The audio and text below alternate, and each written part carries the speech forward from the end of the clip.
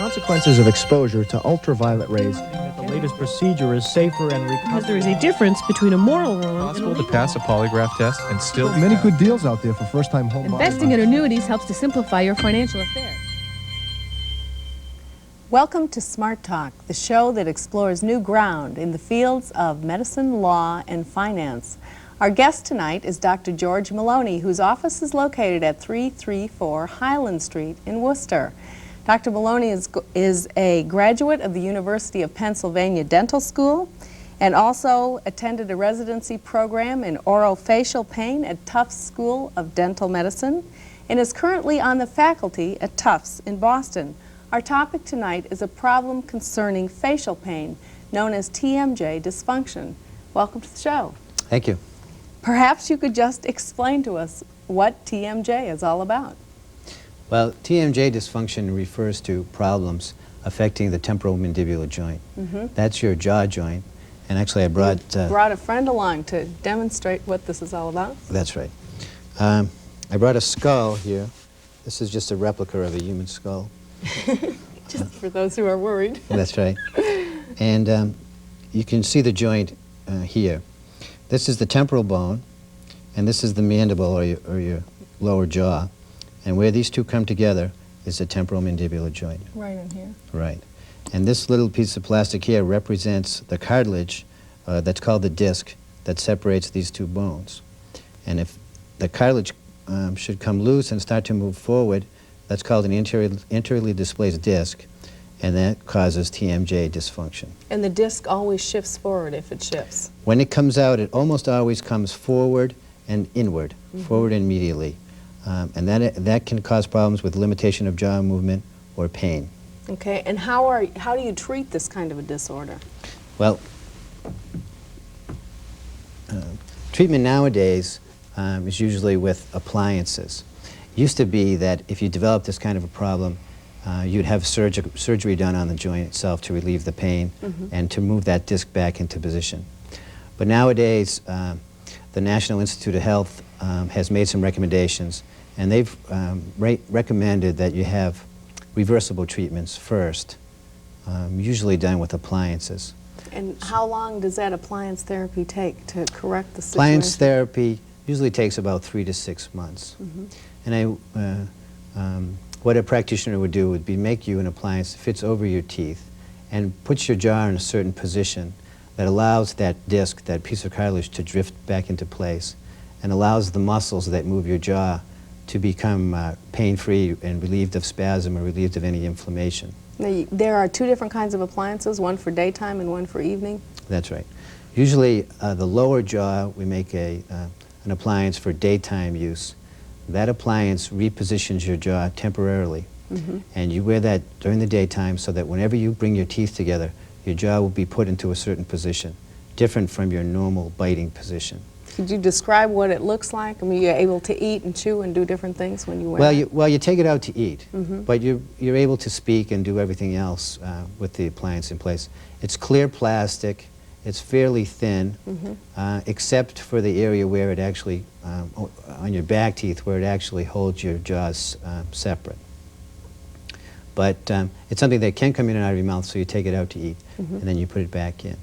And the effect is that if you wear this all day long, your jaw will actually be temporarily repositioned, and you get relief of symptoms. And at night, the appliance is a little bit different, to do something else. Right. Well, you recommend at nighttime you wear a different appliance over your upper teeth, over your upper jaw, and that appliance affects bruxism. Bruxism is clenching and grinding your teeth, usually at nighttime. So some people can cause damage to the muscles of their jaw or their face, or damage to that piece of cartilage called the disc by clenching and grinding their teeth at nighttime while they're sleeping. And this upper appliance prevents that kind of damage from occurring. It actually guides your jaw forward slightly so that if you do bring your teeth together in a clenching or grinding movement, it's in a more neutral position and you can't really damage the disc. Your jaws will stay separate and you can't really generate enough force to damage the disc or the muscles themselves. Now, is early treatment the best time to take care of this? Right. Does it happen a lot, though?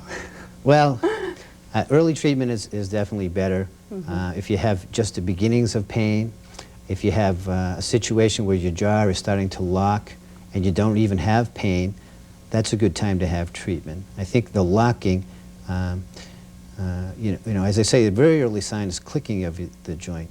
But clicking without Clicking pain. meaning if I were chewing food, that all of a sudden I would hear clicking right here in this joint. Right. Could Clicking, other people hear it too? well, sometimes if it gets loud enough, that other people can hear it. But clicking is an early sign that the cartilage is starting to come forward. Now, clicking in and of itself may not require any treatment. But clicking that's worsening, clicking accompanied by pain, or even clicking followed by periods of locking is something that shows that this problem is progressing. This temporomandibular disorder is progressing, and you probably should get treatment. Is it possible a person could have pain before clicking started? Sure. It is, but you don't necessarily have pain when you have TMJ. Right.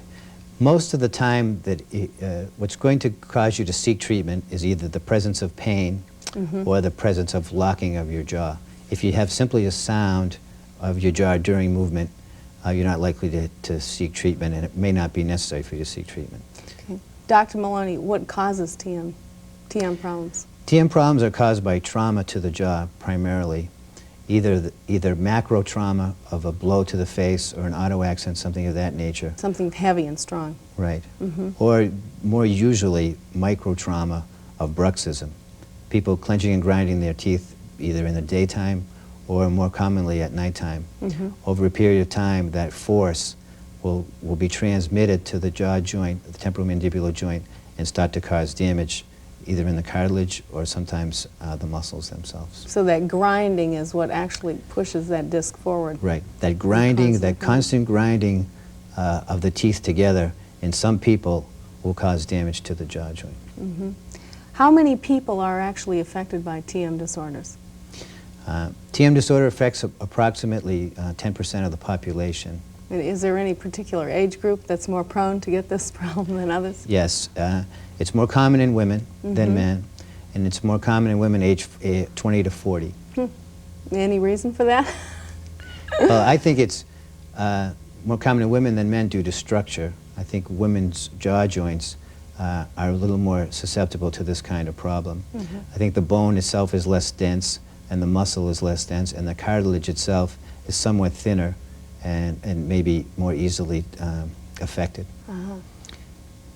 Children? Do you ever see this happen in children? Yes, actually I do see this in children sometimes, or adolescents somewhat commonly. And I treat it a little bit differently in children. Still use appliances, but a little bit different appliance, more of a cushion type appliance.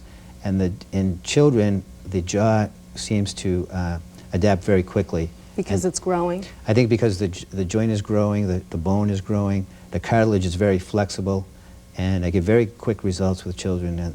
Their jaw goes back to normal very quickly. No, in less than 3 months? Right, usually in less than 3 months. 3 to 6. Children would be more typically be 1 month of use with the appliance.